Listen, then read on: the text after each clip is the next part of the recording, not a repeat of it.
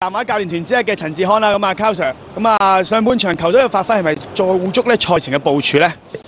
我諗即係如果睇上半場我哋嘅表現係即係我諗係比較即係拘謹啲啊！即係如果喺嗰個進攻裏面其實個走動唔夠嘅。即係變相其實你睇到好多長傳好多高波出現，咁我諗如果喺呢個打法裏面，其實對晨曦嚟講係即係比較容易應付嘅。咁啊過去呢一個星期啦，我諗你都集中火力係部署呢場決賽啦。其實喺呢個禮拜裏邊咧，有冇話針對一啲嘅訓練咧去做咗出嚟咧？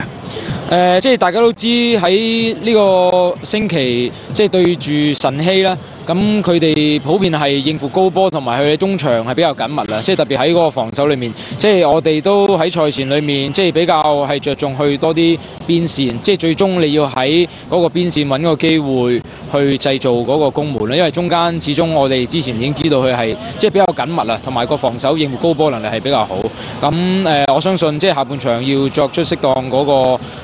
打法嗰個轉變啦，即係而家暫時佢哋係真係比較容易應付我哋嗰個打法。